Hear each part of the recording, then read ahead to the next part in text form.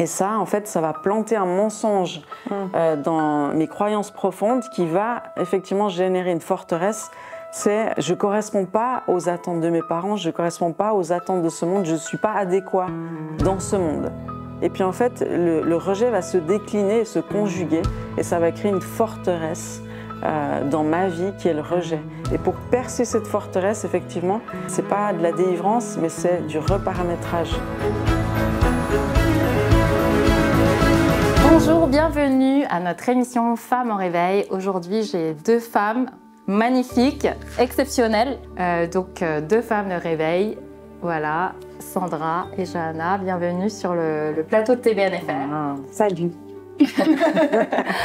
Alors aujourd'hui, le sujet du jour, je vais vous lire un petit verset dans 2 Corinthiens chapitre 10, versets 4 à 5 qui dit « Les armes avec lesquelles nous combattons ne sont pas humaines, mais elles sont puissantes grâce à Dieu pour renverser des forteresses.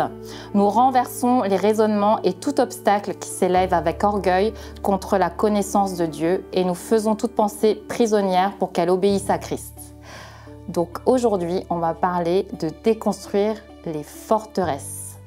Et donc, sans plus tarder, je vais d'abord demander à Johanna, qu'est-ce qu'une forteresse en fait? C'est quoi? C'est un château avec des forts? C'est quoi le avec truc? une princesse dedans. Okay. Non, le mot forteresse, tu le trouveras seulement dans le Nouveau Testament à cet endroit-là. Il n'existe nulle part d'autre. Et il est lié au raisonnement. Tout de suite après, il dit les forteresses, on les abat. C'est des raisonnements. Et quel type de raisonnement? C'est marqué qui s'élève contre la connaissance de Dieu. Donc souvent, les forteresses sont des raisonnements, mais quel type de raisonnement? C'est des raisonnements qui sont contre Dieu. Alors c'est pas forcément, en tant que chrétien, les gens ils vont dire, ben non, je crois en Dieu, c'est faux, j'ai pas des raisonnements qui disent Dieu n'existe pas ou Dieu est nul. Non, je crois en Dieu. Mais en fait, croire en Dieu et connaître Dieu, c'est la connaissance de Dieu qui est la forteresse. Donc en fait, les personnes sont bloquées dans quelque chose dans leur tête, parce qu'il y a quelque chose de Dieu qu'ils n'ont pas compris. Ça peut être l'amour de Dieu, le pardon de Dieu, mais c'est important de différencier si on a affaire à une forteresse d'un raisonnement ou si on a affaire à quelque chose de démoniaque. Et souvent, les gens, en fait, ils ont des symptômes dans leur tête et ils croient que c'est démoniaque et des fois ce l'est. Mais des fois, en fait, non, c'est une forteresse. Et ça, on le voit pour différencier les deux, c'est là où c'est important pour les gens, c'est que si tu lis Ésaïe 61, il est marqué « L'Esprit du Seigneur est sur moi », tout ça. Et il y a marqué au verset 1, il m'a envoyé pour annoncer la liberté aux captifs et la délivrance aux prisonniers. Donc, tu as des captifs, tu as des prisonniers. Le prisonnier, c'est quelqu'un, il a fait quelque chose, il a péché, et en effet, il a besoin d'une délivrance. Mais un captif, c'est quelqu'un qui a été amené malgré lui. T'es dans ta tête, t'as été élevé comme ça, c'est un raisonnement que t'as eu dans ta tête toute ta vie, c'est pas de ta faute. Et t'es captif, et ce dont t'as besoin, c'est d'amener une libération. Et d'ailleurs, le mot exact en hébreu pour libération, c'est que ça doit couler, parce que ça bloque. Il y a quelque chose qui bloque. Et quelqu'un qui est captif n'a pas besoin d'une délivrance, il a besoin d'une vérité. C'est-à-dire qu'il est libéré en ayant une vérité à l'inverse du mensonge qui est dans sa tête. Mais si tu passes ton temps à lui imposer les mains en essayant de chasser, en fait, c'est pas ça le problème. Par contre, le prisonnier, oui, lui, il a besoin d'une délivrance. C'est encore un autre sujet, mais la délivrance, c'est qu'il y a une présence démoniaque sur un domaine, la colère, la peur ou quoi. Et là, oui, la personne sent qu'il y a quelque chose de pas normal, qui est plus fort qu'elle, en tous les cas, qui l'agresse. Là, on prie, la personne, elle est libérée d'un esprit mauvais. Ça, c'est une chose. Mais dans la Bible, que ce soit dans l'Ancien ou dans le Nouveau Testament, quand il parle de forteresse, là, il dit attention, ce ne sera pas en chassant un démon, parce qu'en fait, c'est un mensonge que la personne est là. Et elle a un mensonge dû à la connaissance de Dieu. Elle ne comprend pas Dieu, elle ne comprend pas l'amour de Dieu, et il faut lui dire une vérité. Et j'ai vu beaucoup de gens être libérés en leur disant des vérités. C'est pour ça d'ailleurs qu'il faut prêcher en étant oint, parce que l'onction rend la vérité révélation. Donc il faut prier que les messages soient oints. On ne peut pas juste étudier la parole et dire aux gens je te dis un truc. Il faut prier que nos messages soient oints pour que la vérité fasse ping dans la tête. Et si on prie pour chasser un démon de quelqu'un qui en fait est captif et pas prisonnier, on se trompe en fait d'armes. Parce qu'il parle dans le passage de 2 Corinthiens, on a des armes. Oui. Et quand on regarde les armes dans Éphésiens, c'est l'épée de la parole de Dieu, la vérité. Donc quand tu arrives avec la vérité, tu peux libérer un captif. Et la première fois que tu as le mot captif du coup dans l'Ancien Testament, ça va être quand Lot, il est captif, il est amené. Encore une fois, c'est malgré lui. À chaque fois qu'on a le mot captif dans la Bible, c'est malgré eux. Ils se font avoir. Ils prennent captif leurs femmes, ils prennent captif leurs enfants. C'est pas quelque chose que tu as fait, c'est pas un péché volontaire que tu as fait. T'es éduqué comme ça, on te l'a mis dans la tête. T'es captif malgré toi, tu savais pas, tu connais pas Dieu, il y a une connaissance que t'as pas. Et donc Lot, il est amené captif. Et c'est là où c'est intéressant, c'est qu'Abraham, lui, il est marqué, il va prendre des hommes avec lui pour aller libérer son neveu. Pour moi, pour être libre d'un mensonge, en fait, t'as besoin des autres. Parce que tu vis un mensonge, tu sais pas que tu vis un mensonge. Parce que c'est ta culture, c'est ton éducation, tu sais pas. Enfin, moi, il y a des trucs, j'ai toujours cru que c'était vrai. C'est quand tu vois les autres, quand t'es à l'église d'autres chrétiens, tu lis d'autres choses, tu te dis something is wrong with me. Et tu dois je sais pas comment dire, recalibrer ta tête quelque part. Et c'est beau parce que après, quand tu lis l'histoire, t'as Abraham qui libère son neveu avec des gens. On a besoin des autres pour nous ouvrir les yeux. Et après, c'est là où il rencontre Melchisédek, le roi de paix. Et beaucoup de fois, le manque de paix, c'est dû à des mensonges dans la tête. Et c'est quand tu es avec d'autres que tu as la parole de Dieu et les autres, ils voient qu'ils te disent des choses, il faut avoir l'humilité de dire, d'accepter, de vouloir peut-être penser différemment, de reconnaître qu'on est captif, parce que des fois, je sais pas si tu as déjà vu, c'est quoi le film Truman Show. Il vit dans une île. Et il sait pas qu'il est... Voilà, et c'est sa réalité en fait. Et c'est vrai que c'est touchant parce que quand on se convertit, on arrive, on a notre réalité, on croit que c'est normal et c'est d'autres qui commencent à nous dire non, c'est pas normal. Parce que des fois les gens ils disent Dieu me montrera. Moi honnêtement, dans 99% des cas, c'est les autres, que Dieu est passé par les autres pour me dire des choses en fait. Donc du coup, il faut qu'on écoute les autres, même si c'est super dur. C'est dur, ça vient... casser l'orgueil, ça vient déstabiliser ce que tu pensais être solide. Et quand ça s'est fait, là, Abraham, donc il libère, mais il libère pas que Lot, en fait. On voit qu'il libère, souvent quand ta tête, elle est libre, tu te rends compte que ça libère d'autres. Parce que nos prisons deviennent les prisons des autres, en fait. Si on a peur, on communique nos peurs à nos enfants, donc il libère toute la famille de Lot, et là, après, il rencontre le roi de la paix. Et pour moi, il y a une grosse différence. En vocabulaire, il faut bien faire attention entre démonisation et forteresse. Et la démonisation, c'est un vrai démon qui est là, qui t'enchaîne, parce que le mot prisonnier, c'est enchaîner, c'est lier. Donc il faut venir, il faut délier la personne. Et là, elle arrive à mieux fonctionner. Mais forteresse, tu ne pourras pas chasser une pensée. Tu la remplaces. Et c'est la vérité contre le mensonge. Et souvent... dans la guérison de l'âme, il faut les deux, en fait. Il faut la délivrance et la forteresse. Mais il faut savoir quelle maladie, quel traitement. Et à partir du moment où tu as le bon diagnostic, c'est tout bon. Normalement. Et donc du coup, quel type de captivité on peut avoir, Sandra? Est-ce que tu peux nous donner quelques exemples peut-être de types de choses dans lesquelles on peut être enfermé dans nos têtes, justement avoir des raisonnements qui vont à l'encontre de la connaissance de Dieu? Ouais.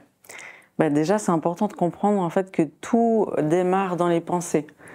Tout mon comportement, ma vie, mon attitude, tout sort de ma pensée. C'est pour ça que Dieu, il veut premièrement renouveler notre intelligence. C'est ça qui décrit dans Romains 12:2. Hein. Ça, c'est un fameux passage qui dit « Ne vous conformez pas à la mentalité de ce monde, mais soyez transformés par le renouvellement de l'intelligence, afin que vous discerniez quelle est la volonté de Dieu, ce qui est agréable et parfait. » Donc en fait, le grand travail, une fois qu'on se convertit, c'est le renouvellement de l'intelligence. Et on doit être renouvelé dans notre intelligence par rapport à plein de choses.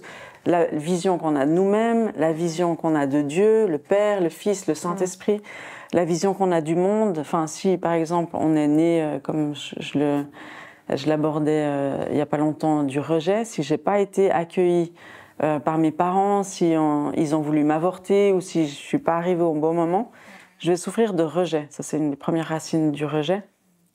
Et ça, en fait, ça va planter un mensonge dans mes croyances profondes qui va effectivement générer une forteresse. C'est « je ne corresponds pas aux attentes de mes parents, je ne corresponds pas aux attentes de ce monde, je ne suis pas adéquat dans ce monde ». Donc, je vais commencer par me sentir rejetée, puis petit à petit, je vais m'auto-rejeter, et puis en fait, le rejet va se décliner et se conjuguer, et ça va créer une forteresse dans ma vie qui est le rejet. Et pour percer cette forteresse, effectivement, c'est pas de la délivrance, mais c'est du reparamétrage des croyances. Reparamétrage, c'est bon ça. Voilà. Reprogrammer. Voilà. Faut reprogrammer le système, le disque dur, parce que le disque dur, il influence tout, qui je suis en fait. Donc je reparamètre le disque dur, et puis faut pas oublier que Satan, il est décrit comme le père du mensonge. Et Jésus, il est décrit comme la vérité personnifiée. C'est la personne de Jésus, c'est la vérité. C'est deux puissances qui se confrontent. On sait bien qu'il y en a une qui est plus forte que l'autre, mais il faut la puissance que Jésus est pour confronter des mensonges. Et effectivement, c'est des forteresses qu'il faut renverser ces forteresses de mensonges. Et c'est lié à la délivrance. Une fois que ces forteresses de mensonges sont renversées, eh ben, la vérité peut couler et produire son effet, parce que c'est la vérité qui nous affranchit. Donc c'est ces deux puissances. Le mensonge nous emprisonne et nous lie, et la vérité nous affranchit. Donc comme tu disais très bien, Johanna, il faut le bon médicament pour la maladie qui lui correspond. Et donc c'est pour ça que moi je crois profondément, comme Ésaïe 61 que tu as cité, qu'on a tous besoin de guérison du cœur, mais ça veut dire aussi de renouvellement d'intelligence. Est-ce que j'ai de la valeur? Est-ce que je me sens aimée, acceptée inconditionnellement? C'est aussi tout ça qui va faire qui je suis. Et puis, sur le chemin, il y a besoin de délivrance. Il y a besoin de sortir les prisonniers de prison, libérer les captifs et de guérir le cœur. Ça, c'est les 3 éléments de Ésaïe 61. Donc effectivement, la guérison, elle doit toujours se comprendre dans son ensemble. C'est la guérison de l'esprit, de l'âme et du corps. Et tout est interconnecté, on ne peut pas séparer l'un de l'autre. Il y a plein de guérisons physiques qui sont dues à des problèmes psychiques et spirituels notamment.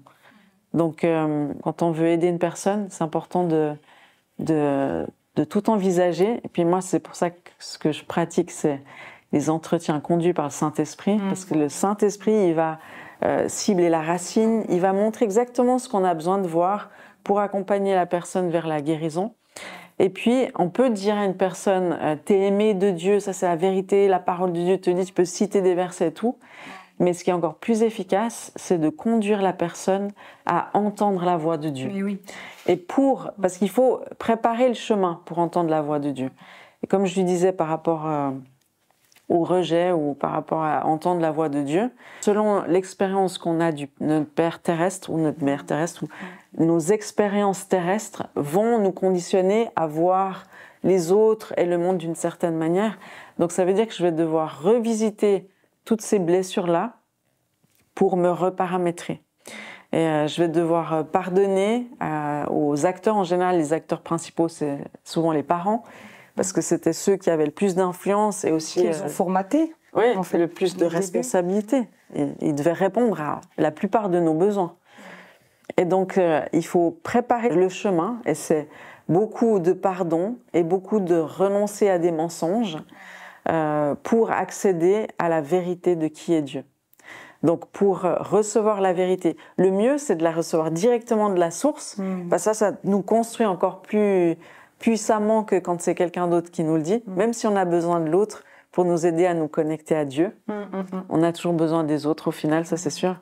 Mais préparer le chemin avec le pardon, renoncer aux mensonges, et puis demander à Dieu quelle est la vérité. C'est tout un parcours. Et quand on a été formaté comme ça depuis longtemps, qu'il y a des blessures, qu'il y a eu des, comment dire, comme tu parlais du rejet, et comment dire, c'est très très sensible, c'est comme un terrain miné. Comment est-ce qu'on fait pour pouvoir renverser des forteresses quand c'est compliqué, quoi? Ça me semble un peu compliqué. Bah souvent, c'est triste, mais on commence à vouloir changer quand on a mal.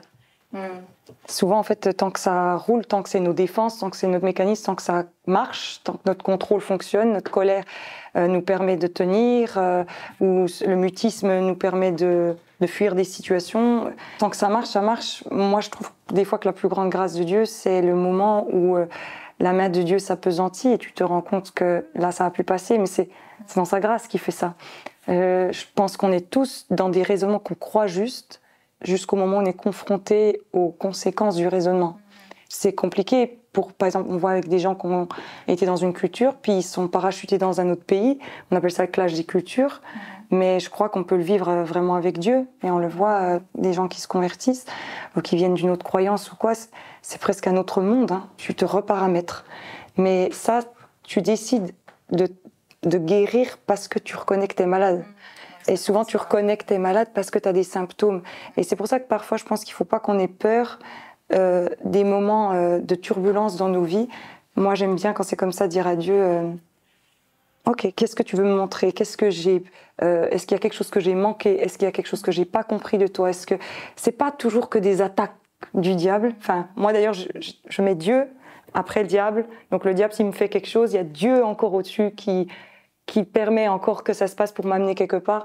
Donc s'il y a un raisonnement où j'ai été faussée et que Dieu, dans sa grâce, permet de dire stop, normalement, si tu as une relation avec le Saint-Esprit, l'humilité de demander, il va te montrer et tu te dis purée, mince, j'aurais pas dû. Parce qu'en fait, moi, comment j'explique les choses, c'est que la pensée, elle entraîne, si tu la valides, une action répétée entraîne une habitude répétée, une forteresse, et la forteresse, répétée, la démonisation. Et donc, du coup, pour détruire le château de cartes, il faut remonter à la source. Mais les pensées, elles viennent d'où? Elles viennent de notre éducation, notre culture et tout. Donc, il faut pouvoir remettre ça, pas en doute, mais re-questionner à la lumière de Dieu. Et comme dit Sandra, avec le Saint-Esprit, parce qu'en fait, tu ne sais pas que tu es trompé sans que Dieu te le révèle, en fait, c'est ta vérité. Sauf si, des fois, quand on est arrivé à la démonisation ou à la forteresse, des fois, les gens, là, ils se rendent compte. Ouais. C'est pas normal. C'est trop. C'est trop. Et moi, je trouve que c'est presque une grâce quand même. Des fois, les gens, ils aiment pas le diable, ils aiment pas ce que fait le diable, ils disent c'est terrible. Moi, je crois que Dieu est tellement souverain qu'il utilise le diable contre lui-même. Hein, le diable fait une œuvre qui le trompe.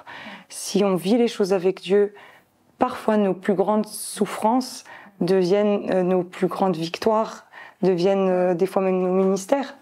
Parfois, c'est vrai, hein, c'est ce qu'on vit. Des fois, tu vas parler de quoi? Tu vas parler de ce que Dieu a fait, en fait. Donc, les forteresses, je pense qu'il faut commencer à les abattre quand on a l'humilité de dire « ouais, là, ça va pas ». Juste dire « c'est vrai, je suis énervée après tout le monde, c'est vrai, je suis nerveux, c'est vrai, j'ai développé de l'eczéma, c'est vrai, je dors moins bien la nuit, c'est vrai, voilà ». Récapituler, en fait. Ouais, reconnaître que ne pas être dans le déni, en fait, qu'il y a des choses qui ne tournent pas forcément rond. Et en fait, je me disais, parce que souvent, c'est pas facile. Hein. Là, c'est la chirurgie devant tout le monde, quoi. Enfin, devant tout le monde. Ce que je veux dire, c'est que c'est pas facile. On passe tous par là, où on doit être travaillé par Dieu pour aller en profondeur et tout. Et qu'est-ce que vous pourriez dire pour encourager les gens éventuellement à faire ce processus-là? Parce que, bon, une fois que tu veux laisser Dieu, on va dire, travailler tes profondeurs, laisser faire un choix, en fait, vouloir vraiment avancer avec le Seigneur et le laisser faire de la chirurgie, j'appelle ça, dans l'âme, c'est pas tout donné à tout le monde, je trouve. C'est pas donné à tout le monde parce que tout le monde n'a pas forcément envie, c'est inconfortable, en fait. C'est pas rose, quoi. C'est pas beau de revoir toutes les mochetés qui ressortent comme ça. Et qu'est-ce que vous direz à des gens pour les encourager à rentrer dans ce processus-là? C'est une longue question. C'est comme une plante, en fait. La plante, pour qu'elle guérisse, il faut qu'elle soit dans le bon terreau. Je conseillerais vraiment aux gens une bonne église remplie du Saint-Esprit. Parce que, encore une fois, croire qu'on va s'en sortir tout seul, c'était pas le plan de Dieu. On était censés être ensemble, entendre Dieu ensemble, qu'il y ait des prophètes, des enseignants. Puis, tu as tout ça, et ça te nourrit. Franchement, la foi, elle n'est pas faite pour être vécue tout seul. Tu sais que tu as un problème là-haut, mais il y en a un autre qui ne l'a pas. Et peut-être qu'il peut t'aider, en fait. Enfin, encore de l'humilité. Vraiment trouver une église, à mon sens, je le dis, vis les choses de l'esprit. Pourquoi? Parce que la lettre, elle tue, mais l'esprit vivifie. Donc si c'est pour aller quelque part où on te dit, le bouquin dit, honnêtement, je peux le lire chez moi, merci. Enfin, puis il y a des inconvertis qui le lisent, des historiens, des archéologues. Donc vraiment, il faut que ce soit loin. Des temps perso avec Dieu, parce que les temps perso avec Dieu, c'est ce que Sandra disait tout à l'heure, c'est quand Dieu lui-même, il te dit la vérité, ça rentre en toi. Tu fais toutes les conférences du monde que tu veux, tu pourras lire tous les livres que tu veux, ça ne remplacera jamais le temps personnel avec Dieu. Hein, franchement, moi je vois des gens, c'est rigolo, hein, mais on les retrouve à toutes les conférences, et à chaque fois je me dis, non, ils sont pas dans une église et je pourrais parier qu'ils n'ont pas de temps perso avec Dieu. Parce qu'ils veulent le shoot, ils veulent qu'on pose la main et que tout se... Mais Dieu, c'est un Dieu d'intimité, c'est lui qui doit valider ça. Donc une bonne église où tu es connu, où les gens te disent des choses, des temps perso avec Dieu, et ce qu'on disait tout à l'heure, pour moi, des enseignements ouin. Aller acheter des livres, écouter sur Internet des vérités, elles doivent rentrer, mais pas de n'importe qui, parce que sur Internet, ça crée. Oui, c'est Il y a des trucs, il y a un peu tout. Mais des enseignements ouin, parce que l'enseignement ouin, il fait l'effet d'une épée.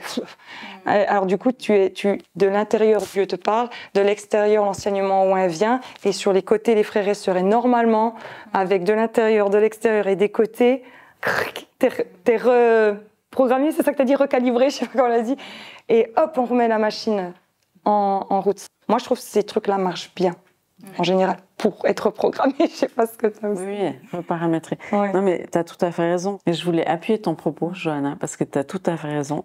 Si on n'arrive pas à grandir dans une famille, c'est-à-dire dans une église, si on n'arrive pas à persévérer là-dedans, on va jamais croître, on va jamais grandir. C'est comme si à 6 ans, je fais une fugue de chez moi, et puis je décide, ben non, mes parents n'ont plus rien à m'apprendre, et puis je finis dans la rue, en fait. On va jamais grandir comme ça. Et c'est pas facile, parce que moi j'aime bien dire que, ça c'est Mike Signorelli qui l'a dit la première fois, donc je quote, parce que c'est pas mon idée, mais l'Église devrait être un hôpital, c'est-à-dire on devrait avoir la capacité de prendre en charge les gens qui sont brisés par la vie, par leur histoire, etc. On devrait avoir cette capacité, bien sûr avec le Saint-Esprit, la guérison du cœur, la délivrance, de les remettre, de les guérir, de panser leurs plaies, etc., qu'ils soient en santé. Pour qu'après, ils soient capables de vivre l'Église comme une famille. Donc on doit passer de l'hôpital à la famille, puis d'être réconcilié avec la famille et l'image de la famille. Et chaque personnage de la famille, c'est tout un programme. La réconciliation avec le père, avec la mère, avec les frères et sœurs, puisque la Trinité, c'est notre vraie famille céleste. C'est celle qui peut vraiment nous accompagner, puis nous donner ce dont on a besoin. Donc se connecter à elle, et être réconcilié avec toute la notion de famille. Ça veut dire être capable de vivre dans une église locale et pas tiquer dès la moindre remarque, être incapable de recevoir une correction, incapable de me soumettre aux autorités. Toutes ces choses-là sont faites Que dans la communauté. Hein. Troisième étape, donc on passe de l'hôpital à la famille pour arriver à l'armée. Parce qu'en fait, on est incapable d'être une armée, c'est-à-dire de faire fuir l'ennemi et puis d'avoir une efficacité de conquête de territoire ou au moins d'avoir la victoire face à l'ennemi si on n'est pas une armée. Et puis une armée, si elle n'est pas coordonnée, si elle ne travaille pas ensemble, elle est incapable de vaincre quelque ennemi que ce soit. Donc c'est ce passage-là que l'Église doit embrasser et que ceux qui vont à l'Église doivent comprendre. C'est qu'il faut persévérer dans ton église locale. Bon, encore faut-il que ce soit une église, comme tu dis, remplie du Saint-Esprit, avec des enseignements qui vont te nourrir, mais surtout avec des pères et des mères qui vont te faire passer de l'état d'enfant orphelin à adulte pleinement adopté. Et puis un adopté, on va dire, la différence entre l'orphelin et l'adopté, c'est qu'il sait prendre la correction et il considère que c'est bon pour lui parce que c'est ce qui va le faire évoluer. Et puis il est capable de se soumettre à une autorité. Il n'y a personne qui va écouter ta vidéo là. Se soumettre, tu sais, c'est le mot. Soumettre, parce que si j'ai pas réglé mes questions de rébellion face à l'autorité, et c'est la question du père en fait. Si j'ai pas traité la blessure du père, je vais être en colère face à toutes les autorités.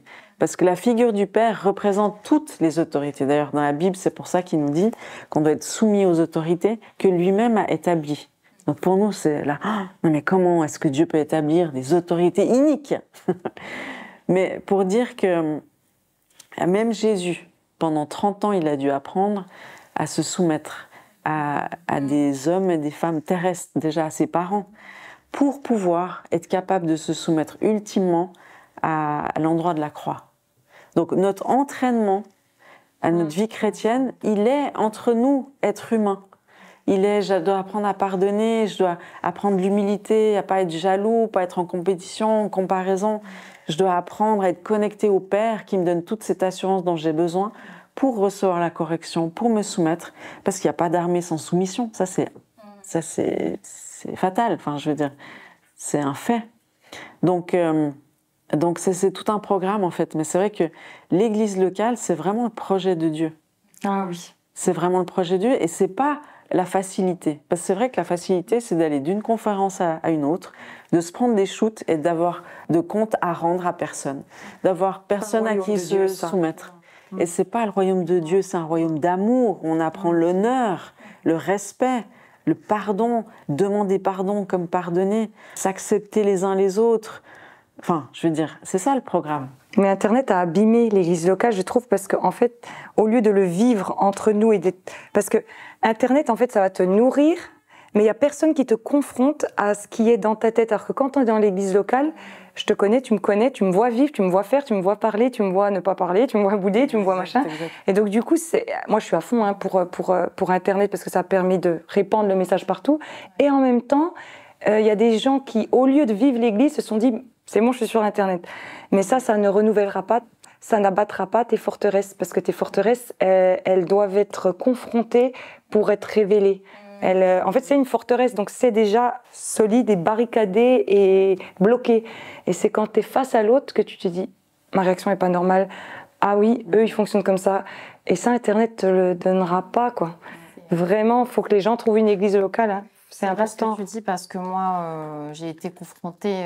Moi, j'étais dans la culture. Je suis de culture chinoise. Vraiment. Et le fait d'avoir voyagé un peu en Alsace, d'avoir été dans une église française, ça m'a déjà. Je dirais, mais pourquoi? Ah oui, c'est vrai, ils font ça comme ça. Ah, ben nous, on a toujours fait ça comme ça. Et donc, du coup, ça casse quelque chose. Et après, tu reprends la parole de Dieu et tu te dis, mais ça libère, ça enferme. C'est ça. Donc, du coup, tu te dis, ah bon, j'étais enfermée, en fait. Je ne le savais pas, mais je ne saurais pas si je reste toujours au même endroit. Oui. C'est pour ça que les églises multiculturelles, je fais une parenthèse, c'est de Dieu. Je comprends pas. T'as vu, il y a des églises que chinoises, de différentes ethnies. Enfin, c'est surtout en région parisienne, par exemple, il y a beaucoup ça. Des fois, je suis triste, moi, parce que je me dis, venez, on se mélange, quoi. Parce que quand je vois comment les Africains ils font la louange, ils ont à nous apprendre. Non, mais c'est vrai, il y a des trucs où faut dire la vérité. Enfin, il y a une dimension de foi dans laquelle nous, les Occidentaux, on n'est pas rentrés. Parce qu'il y a des barrières qu'on n'a pas sautées, qu'eux, ils ont sauté. Et nous, dans notre église, on est multiculturel, mais on croyait que c'était normal. Et c'est quand d'autres gens venaient et disaient « Oh, mais il y a toutes sortes de gens. » Je disais « Oui, mais en fait, ça fait beaucoup de bien. » Parce que le français, c'est le coq, hein, il a un peu d'orgueil. Il sait tout. Et ça fait du bien de ne pas tout savoir. C'est un peu bien. Ce que je voulais demander aussi, Sandra, c'est ce que tu disais tout à l'heure, le fait d'être dans une église, mais en fait, quand tu as souffert peut-être d'abus spirituels, quand tu as souffert de choses qui sont quand même traumatisantes, comment tu fais pour revenir dans une église locale alors que tu es ultra blessé, quoi? Ouais. C'est sûr qu'il y a plein de chrétiens qui sont dans la nature parce qu'ils ont été blessés dans l'église. Ça, on est tout à fait d'accord. Et puis, on ne va pas donner raison à tous ces pasteurs qui ont abusé de leur pouvoir et de leur autorité. Mais ce que j'aimerais dire à tous ceux qui nous regardent, c'est ne restez pas seuls. Demandez au Saint-Esprit de vous montrer dans quelle maison vous devez être plantés. Et une fois qu'il vous l'a montré, restez-y, juste. Persévérez. Et c'est vrai que c'est pas parce que Dieu nous montre, c'est comme un conjoint. Hein. Dieu va nous dire, voilà, c'est avec cet homme que je veux que tu te maries. Mais c'est pas parce qu'il nous le dit que cet homme va être parfait. Il n'y a pas de personne parfaite. Mais par contre, s'il nous le montre, ça veut dire qu'on est encouragé à persévérer avec cette personne. Et avec une église locale, ce sera la même chose. Si c'est Dieu qui nous montre l'église, on va persévérer dans cette église, on va surmonter les blessures, on va pardonner, demander pardon. Voilà, comme une famille. Donc, j'aimerais dire, trouve ta famille dans laquelle tu devras te planter. Parce que si tu es errant dans ce monde, tu vas d'une église à l'autre, tu vas jamais recevoir la substance qui vient de la terre. C'est qu'une fois que tu es planté que tu vas recevoir la substance des parents, tu vois. Et puis, ce qui va t'enrichir, c'est que tu es là quand ça va bien et puis quand ça va moins bien. Et surmonter les épreuves. Puis, comme tu disais très bien, il ne faut jamais oublier que Dieu, il est souverain. Il est au-dessus de tout. Même les pires histoires peuvent être des grands enseignants.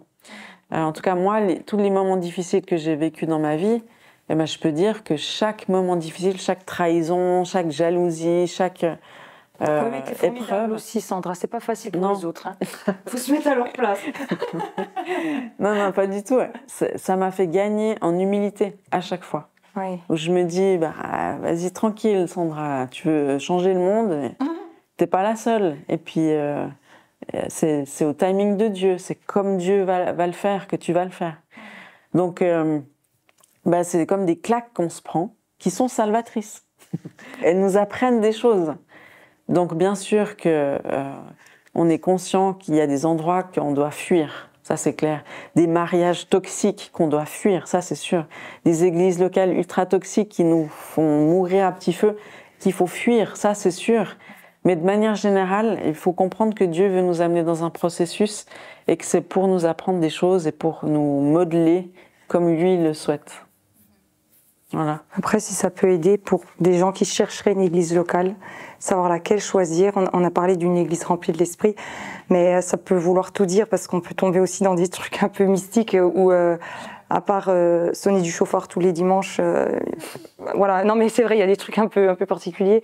Moi, je repère des choses où si l'enseignement est sur la parole et si, enfin, on dit souvent, les gens ils viennent à l'église parce que la louange, la présence de Dieu les a touchés. Ça, ils n'ont encore pas été enseignés, rien, ça les a touchés. Ils vont rester s'ils sont enseignés, parce qu'ils se sentent nourris, et ils vont demeurer s'ils trouvent des amis et une famille. Donc il faut ces éléments-là où est-ce qu'ils sentent la présence de Dieu. Ça, ton esprit te le dira. Quand tu vas à l'endroit, tu questionnes pas tout. Juste, t'es là, tu vas le sentir. Nous, on a des réfugiés qui viennent, ils parlent même pas la langue. Et ils disent l'Esprit de Dieu est là, alors qu'ils n'ont rien compris au prêche ou quoi. Donc essaye d'être sensible au Saint-Esprit, vois si la parole de Dieu est bien annoncée. Et alors c'est peut-être un de mes critères, mais bon, je veux pas faire une révolution, mais moi quand je vois une structure d'église où c'est une équipe qui est à la tête, ça me rassure aussi. Ça veut dire que si jamais un pasteur n'est pas en forme ou quoi, la structure, voilà. Et normalement c'était le plan de Dieu. Ça n'existe pas un pasteur tout seul dans la Bible. Donc c'est signe de beaucoup de choses quand il y a une équipe. C'est signe de redevabilité, de transparence, d'humilité, de soumission et tout ça. Et puis, si les personnes arrivent à se faire 2, 3, 4 amis, souvent c'est dans un groupe de maison que ça commence, hein, je pense que là, ils vont commencer à pouvoir recevoir après cette guérison. Ces forteresses vont commencer à se fissurer par l'amour, par l'enseignement, par la présence de Dieu. Ça devrait le faire, normalement. Yes. Super. Merci en tout cas pour toutes ces clés au niveau des forteresses. Et on sait qu'on peut renverser ça dans la prière aussi, non seulement avec la vérité sur le mensonge pour remplacer ça, et l'amour de Dieu, l'amour des frères et sœurs, tout ce que vous avez partagé, c'est vraiment des clés essentielles pour pouvoir avancer. Est-ce qu'on peut prier ensemble justement, voilà, pour tous nos auditeurs qui ont envie de renverser leur forteresse? Jésus, on veut te remercier pour tous ceux qui nous regardent, tous ceux qui nous écoutent, aux 4 coins du monde, dans toute la francophonie. Et Seigneur, merci parce que tu viens mettre en lumière maintenant ces forteresses de mensonges. Et merci Saint-Esprit parce que tu viens ébranler ces forteresses dans leur fondation. Et merci Saint-Esprit parce que tu viens montrer aussi la racine de ces forteresses, quelles qu'elles soient. Tu viens montrer un souvenir maintenant dans le nom puissant de Jésus. Tu viens révéler ce qui doit être révélé. Et Saint-Esprit, Jésus et Dieu le Père, je prie que vous puissiez maintenant entourer ceux qui ont ce souvenir-là. Père, que tu puisses leur montrer que tu étais là dès la fondation du monde, que c'est toi qui les as créés tous. Et quelle que soit la façon dont ils sont arrivés sur terre, tu les as voulus, tu les as désirés, et ils sont tes trésors, Père. Alors merci Jésus, parce que tu es celui qui était, qui est et qui sera. Et tu étais là avec eux, dans ces souvenirs traumatisants, et tu es toujours là. Tu étais là, Seigneur, même avant qu'on te connaisse, parce que c'est toi qui nous as choisis, c'est pas nous qui t'avons choisi. Et je prie qu'il y ait vraiment un amour rédempteur qui soit diffusé maintenant dans les cœurs, dans les entrailles, et que ça puisse initier un processus de guérison et de délivrance et un renouvellement dans les pensées, un renouvellement de l'intelligence pour que chacun puisse discerner quelle est ta volonté, mais surtout quel est l'amour que tu leur portes, Père. Dans le nom de Jésus, je prie. Amen. Merci Seigneur pour les forteresses que tu abats maintenant. Dans le nom de Jésus, nous appelons que tout mensonge soit comme défait. Seigneur, tu envoies une lumière dans la tête des personnes qui nous écoutent, qui sentent qu'il y a un blocage dans leur vie, parce que je sais très bien que l'âme est faite pour fonctionner dans les principes de Dieu. Donc quand il y a un mensonge, on ne le sait peut-être pas, mais en tous les cas, ça bloque. Il y a au moins le symptôme. Alors Seigneur, nous prions que tu viennes montrer le mensonge qui entraîne ce symptôme et tu remplaces par ta vérité. Tu es le Dieu des révélations, tu es le Dieu de la lumière. Et nous prions maintenant dans le nom de Jésus que la personne qui écoute et qui est barricadée, enfermée dans une forteresse, qu'elle s'écroule dans le nom de Jésus par la vérité. Si c'est des forteresses de mensonges sur Dieu, sur l'amour de Dieu, la fidélité de Dieu, toutes ces choses qui s'élèvent contre la connaissance de Dieu, révèle-toi, Seigneur, révèle-toi dans le nom de Jésus. Amen. Amen.